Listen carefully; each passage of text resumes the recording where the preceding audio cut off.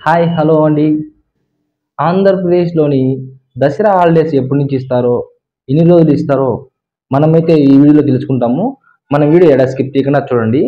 Dasara holidays ఆంధ్రప్రదేశ్లోని ప్రభుత్వ మరియు ప్రైవేట్ పాఠశాలకు దసరా సందర్భంగా సెలవుల్ని ప్రకటిస్తూ ఇవాళ ఉత్తర్వులు జారీ చేసింది.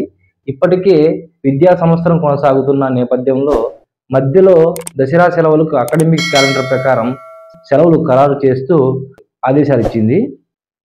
ఈ ఏడాది మాత్రం రాష్ట్రంలో అన్ని స్కూళ్లకు దసరా సెలవులు తేదీల్ని ప్రభుత్వం ప్రకటించింది.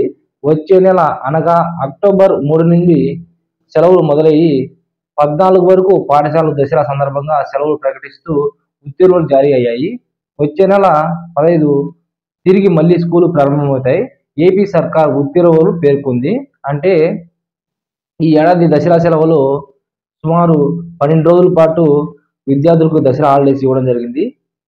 ఇలాంటి మరిన్ని ఆంధ్రప్రదేశ్లోని అప్డేట్ కోసం మన ఛానల్ అయితే లైక్ చేయండి, షేర్ చేయండి, సబ్స్క్రైబ్ చేయండి. Thanks for watching.